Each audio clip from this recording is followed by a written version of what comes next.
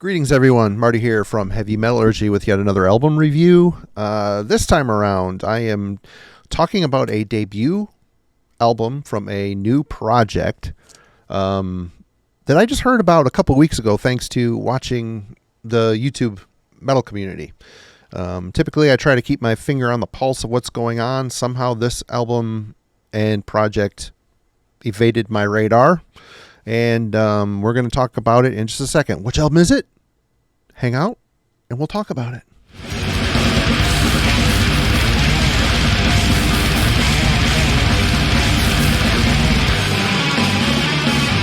All right, everybody. I am here to discuss with you a new project called Ruïm, although I think it's pronounced Ruïmed.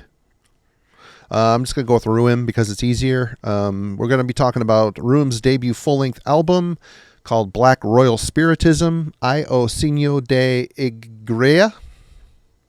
From here on forward, I'll be just calling it Black Royal Spiritism. It was released May 26, 2023 on Peaceville Records. For those of you like me who have not heard of this or know what it even is, it is a solo project by one Rune Eriksen, which is a name you should know. He has very much been a part of the underground metal community for many years. He was the ex-guitarist from Mayhem. He is also in the band Noir. He's also in the band Vltimas with David Vincent and Flo from Cryptopsy. A very innovative guitar player, songwriter, and with Ruïm, he has essentially written the entire album and performed everything on said album other than the drums, which were done by a gentleman named CSR, which his band is Thagirion. Never heard of them either, but the guy's a crusher. Having heard about this on the internet, I quickly turned to Spotify and started checking this record out. And basically what we are dealing with here is the most exciting Mayhem record that Mayhem hasn't written in years. Basically, Black Royal Spiritism to me sounds like a cross between Wolfslayer Abyss and Ordo Ad Chaos. Very much, this album sounds like a Mayhem record, to be completely honest. A very, very awesome Mayhem record. I think it's leaning a little bit closer to Ordo Ad Chaos. Very spacious, full, big compositions with Rune's very interesting guitar playing style. I would say this album, it sounds like him returning to something he was very comfortable doing. It's a very ambitious and enthusiastic record, and let's get into it. What are we dealing with here? As mentioned, Royal Black Spiritism has a very strong nod to Mayhem. Obviously, after Euronymous passed, Blasphemer stepped into the songwriting position of Mayhem, taking over from a legendary figure, and he fed upon the past of Mayhem and contorted it into something a little more advanced, a little more modern, thanks to his very unique playing style. Again, this is a guy that he doesn't stick to traditional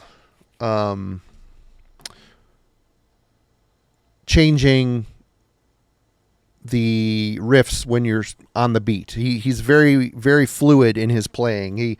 And very fluid and inventive. He changes in atypical places, which, the first time hearing his work on Wolfslayer Abyss, it was a little bit jarring until you get used to it, and I had to get acclimated to that sound.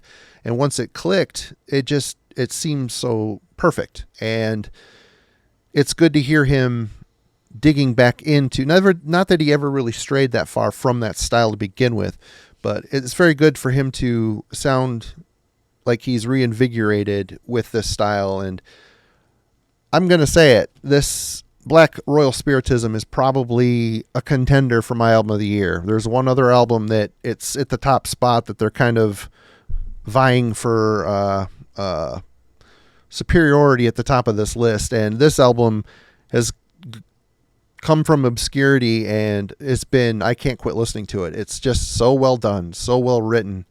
The absolute force and character is undeniable in his songwriting. And vocally, we're going to start with vocals. Vocally, Blasphemer is also doing the screams on this, the singing, and he sounds like a cross between Maniac and Attila, with his style leaning, I think, a little bit more into the Maniac sound spectrum, with Attila's more pained and artistic in his theatrical. He's more theatrical in his screams, where Maniac is just kind of a, very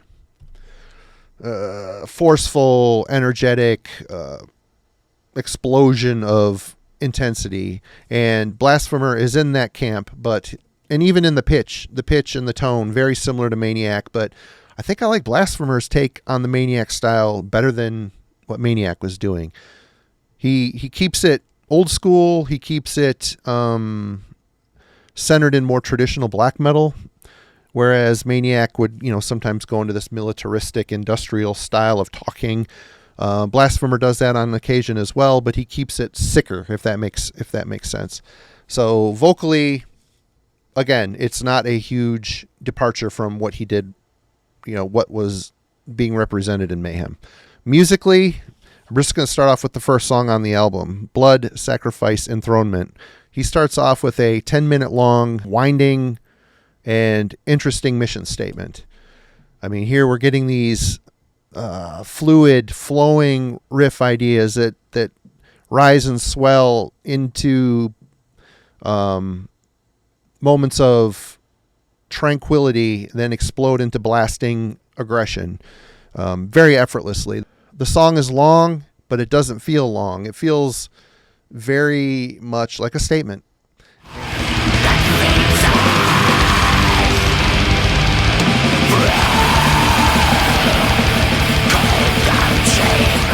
After the second song, The Triumph of Night and Fire, which is just a blasting, in-your-face attack of dissonant riffing, yet very strange, almost alien-like melodies that seep in and out of the progressions, we come to The Black House, which is a very strong and one of my favorite tracks on the album. It's fast, savage, atypical. The phrasing and the guitar work is just from another dimension, which is very much Blasphemer's unique style. And I think here, in R and Noir, he does that as well, but he's also trying to keep it like a rocking black thrash type of persona. Here, it's just no holds barred, straight into the blackness, fierce dissonance, super quick but accurate playing. Very interesting, twisting song. And again, this is a theme that goes throughout the album.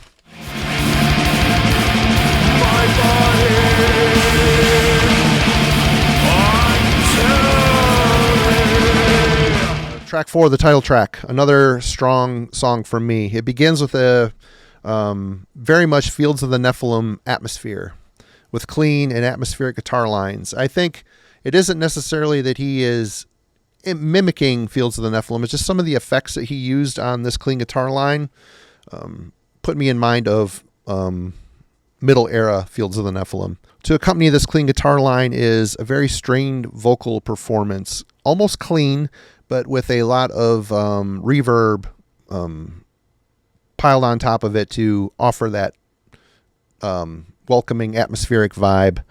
The track progresses into simplistic power chords for effect. Very emotive and moving progression. I love it. It's just got a lot of power. The song explodes into blast beats and dissonant chord and note runs, which heighten the intensity and mad genius of Blasphemer's songwriting.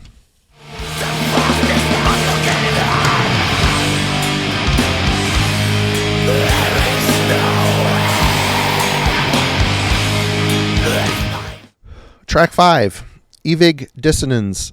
Feels the most like Ordo Ad Chaos to me, adjusting between crushing speed and more subdued riffing styles, never losing sight of laser-sharp playing and technical detail.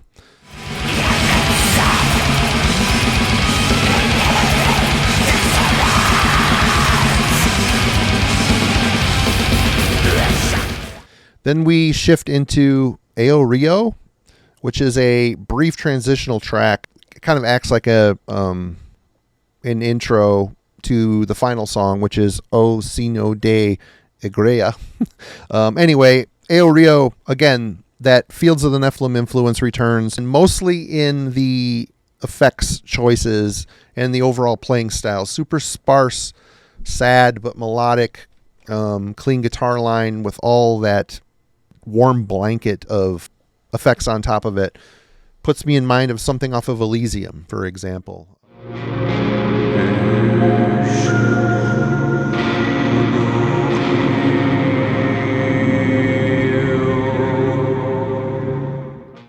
And of course, that intro sets up the final track, which is like a 4-minute long burner.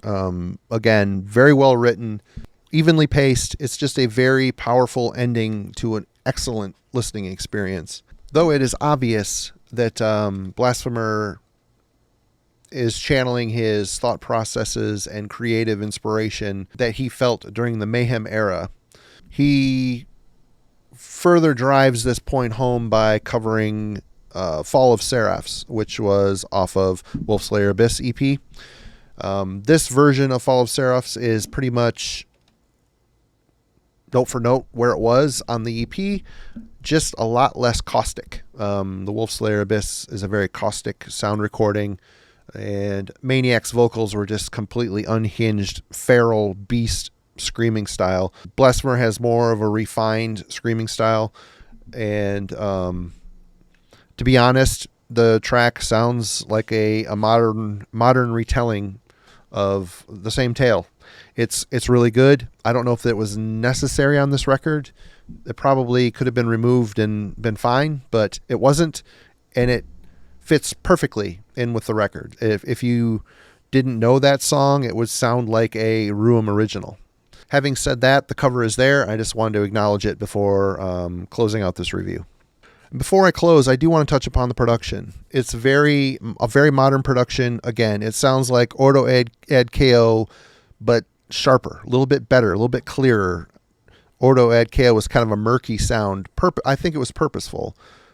They did it so it would mimic the theme of water on that record. This one, it sounds like it could have been the follow-up to Ordo ad KO. It was just a brighter production, and it really highlights the you can even hear the bass lines. There's some, which Rune also plays on there, a lot of flowing, intricate bass lines. Sometimes they get lost in the mix, but with headphones you can hear them peeking through. And again, very interesting playing style. It mimics and strengthens what's going on over the top of it perfectly.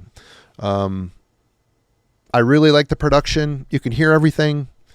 It's sinister, it's evil. It's just a refreshing listen. More of this, please. More of this, please. It's good to hear crushing, dissonant, exciting black metal again that isn't overly commercial. It isn't,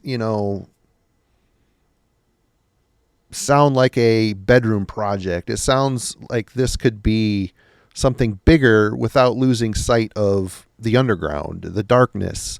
And again, I've been kind of blown away by this record. I've been listening to it a lot. I've ordered a copy of the vinyl. It's coming to me now. I can't wait to get it. I know this has been out a couple months at this point. I just had to talk about it because, like I said, it's came out of nowhere and been dominating my listening space, and for good reason. I think you two should check it out. If you're a fan of the Blasphemer era Mayhem, this is what you've been wanting. I'm not sitting here telling you that what Mayhem's been doing is bad, because I haven't heard all of it, and what I have heard, it's been okay. But I think the true magic of that band left when Blasphemer left. And that special spark is within Ruïm.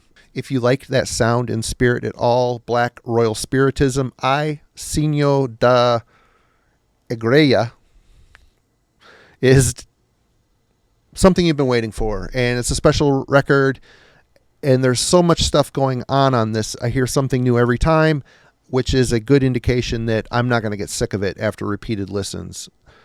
It seems like so many releases nowadays are good, but very superficial. Once you crack the crust, you get the gist for what's going on. It goes into the collection. You forget about it.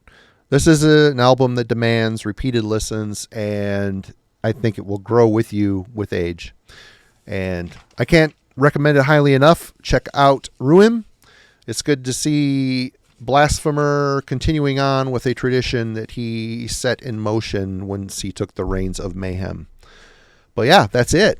Thanks for tuning in. If you like this content, we've got a lot more reviews on Heavy Metallurgy with some of our colleagues and myself and Alan as well. More coming every week. Might even be bringing on a few new freelancers. So there'll be some fresh new faces, though familiar faces as well, joining the team. But till next week, I'm Marty. Thanks for hanging out with me, and we will see you next week. Cheers.